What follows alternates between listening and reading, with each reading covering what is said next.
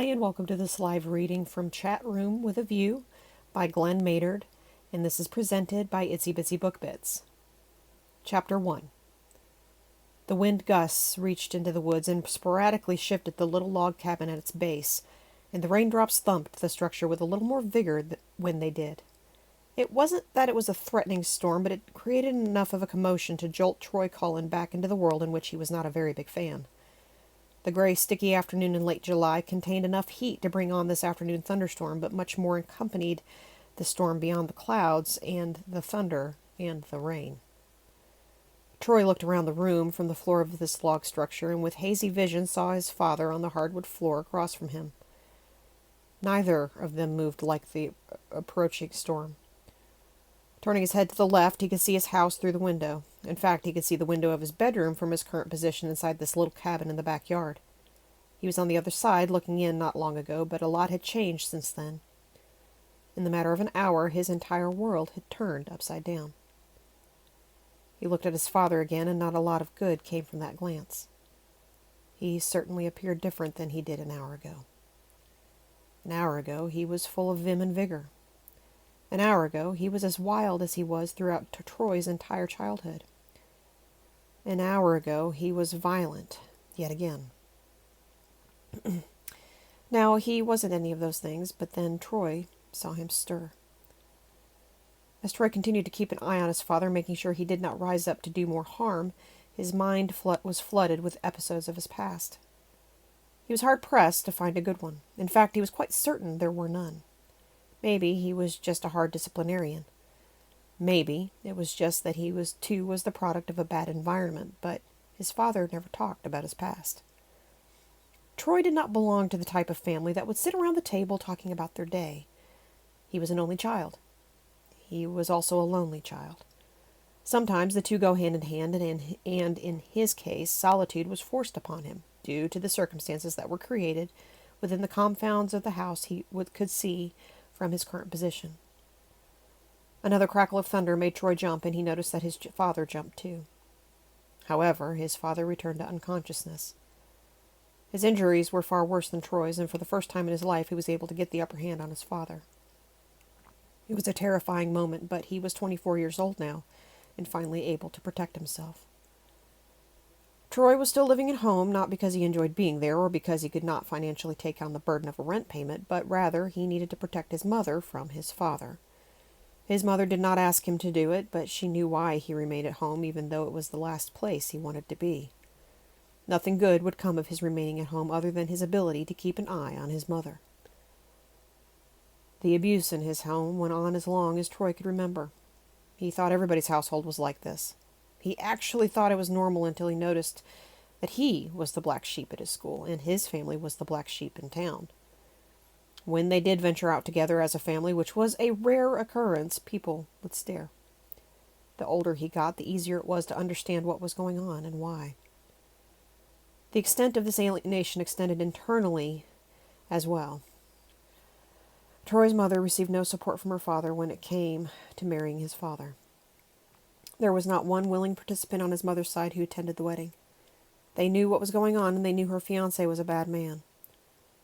Her family saw the dark eyeshadow that covered up her black eyes. They saw the bruises on her body, although she did her best to conceal them.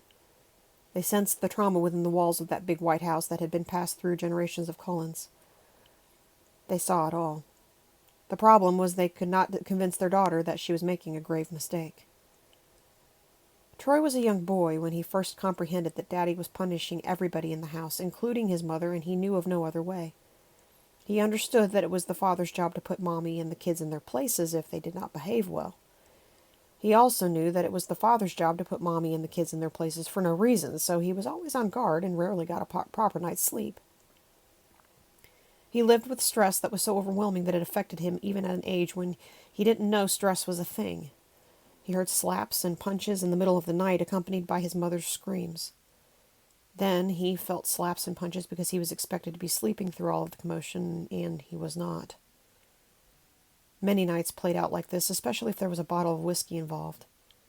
Whiskey was the gasoline for his engine that drove him wild. Troy remembered that even when there was not gasoline in the engine, bad things still happened. just not as bad as when there was gasoline. Either way, it was a dangerous place to be. In the middle of the room of the log cabin was an overturned, rusty garden shovel. It also served as the weapon of choice. It was the only weapon, in fact. Troy stared hard at the shovel and knew that since he was in better shape than his father, it would very much be in his best interest to get to it first. He garnered up the energy to crawl his way over to the weapon and grab hold of his advantage. He became dizzy as he inched his way 5 feet to the shovel. He could feel a sharp pain in his head, and when he reached up to rub it, he brought his hand down and did not see the blood he expected to see. He looked over at his father and did not see blood on him either. However, there was a streak of blood that ran across the floor of the cabin. As he reached out to grab the shovel, his father quickly opened his eyes and lurched forward in an attempt to grab the weapon first. It was kill or be killed, so Troy quickly grabbed the shovel and swung it around, and with an adrenaline-filled rage hammered his father's head more than once. He made sure there was not a doubt about who would persevere in the end. There was still no blood because the edge of the shovel never came in contact with him, but the damage was done this time. It was just like his father to play dead then pounce. Nothing that he did was fair. However, the only thing he learned from his father was how to fight. "Take that, you son of a bitch," Troy vented. "You're not the tough guy now, Maurice." Looking down at his father's face, Troy noticed that he'd been knocked out cold and didn't have to worry about what to do next, at least for the time being. There was still no blood, and that made Troy wonder if his father even had any. Just looking at the face of this son of a bitch flooded him with bad memories that he tried to repress. For the first time he could remember, he did not fear this man any longer. He scoffed. "Not going to be knocking people around any time soon now, are you, Dad?" His father was currently no threat to him, and for the first time in a long time he was able to get a good look at him. He was not aging well for a man who just turned 50 years old. He looked a couple decades older because of the hard life he'd lived and the anger he carried around with him. He looked even scruffier than Troy remembered with the scowl on his crusty face. His hair was mostly gray, with a hint of darkness that mixed into his beard, mustache, and eyebrows. The areas of his face not bearded were tinted with 5 o'clock shadow. He was fairly small in stature, perhaps an inch or two past 5 feet, and his red and black checkered flannel shirt rolled up to his elbows displayed only half of his faded snake tattoos slithering up the length of his arms. Troy reached down and grabbed his father's wrist to check for a pulse. He was terrified by what happened and thought perhaps there was a chance that he could be locked up for a long time, even though he acted in self-defense. It would be his word against his father, so Troy would not involve the police. There was a pulse, so at least for the time being he couldn't be charged with his father's death. It would have been worth it, but he could not do it. At his weakest and most vulnerable point, his foot lay across his father's neck, but he could not get himself to step on the gas. After pulling his foot back from his father's throat, he glanced over at his mother lying lifeless in the corner. Her bleeding head was propped up by the 2 walls, elevated just inches above the floor. He averted this grotesque view, looked back at his father, and returned his foot to his father's throat, but still could not get himself to follow through. Troy felt responsible because he was unable to save his mother from this savage beast. Nothing would ever be the same. He was living there for the sole reason of keeping his mother alive, but he couldn't be there for her this time. "Son of a bitch!" he yelled out. "Son of a bitch!" The reality of the situation was beginning to hit him hard. He looked over at his mother and quickly turned away. "Oh my God! Oh my God! Oh my God! What have you done?" It was too gruesome of a scene for his mind to process. He backed away from her body until his back hit a wall and he just slid down to the floor, landing hard on his butt. "Ah!" he cried out as he covered his face with his hands and began to sob. He didn't need to check his mother's pulse. She'd already bled out, and the puddle was a streaming tributary that slowly reached the middle of the room. "Nobody ever said life was fair," his mother used to say to him. He realized now that it was perhaps her way of rationalizing the hand she'd been dealt with. She came from a religious family and grew up going to church, but his father changed all of that. "Praying is for mantises," his father used to say through his chiseled jaw. "There ain't nobody gonna change nothing. You're fooling yourself if you think anybody up there's listening." After hearing this preacher enough times, it was easier for his mother to just go along with it.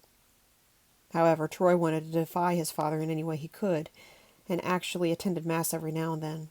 Once he got his driver's license and could have a little independence. He would slip into the back of the church late and leave early just so nobody would notice him. Having decided to keep his father alive for the time being was forced upon him, and he was now faced with horrific options.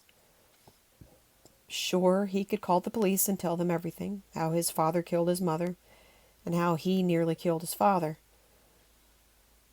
However, if Troy followed through with that plan, he would most likely go to prison for a very long time. He tried to think of alternatives, but his head was feeling woozy off and on, and he was having difficulty thinking. It finally occurred to him that if he was going to help himself to a life out of prison, then he would have to contain his father and do something with his mother's body. He could not believe that his mind was actually contemplating such thoughts, but he needed to bury the body of his mother outside in order to avoid doing time. There was nothing more that he could do to protect her, so he had to protect himself. Now, all that was left was to act. The hard part of it was breaking the seal on this plan. He knew that putting this plan in motion meant restraining his father, should he awaken and regain his full strength. Then, he needed to dig a hole deep enough so that animals would not discover this terrible idea of his. It was a terrible idea, but Troy's hand was forced. He rationalized in his mind that his mother was dead anyway, and nothing was going to bring her back. Not even prayers. If he could keep his father contained in the house, then his father could live his life until he died of natural causes, and he would never again be a threat to him. He could do this and have a clear conscience that he did not murder his father. He knew his mind was not right at this particular time, but he was well aware that there was absolutely no way around it. Besides, his father always stressed to him that anyone who kills their parent will go to prison forever, and they will throw away the key. His father said this as if he knew this moment would eventually come, and so many years later his script worked, and actually saved his life.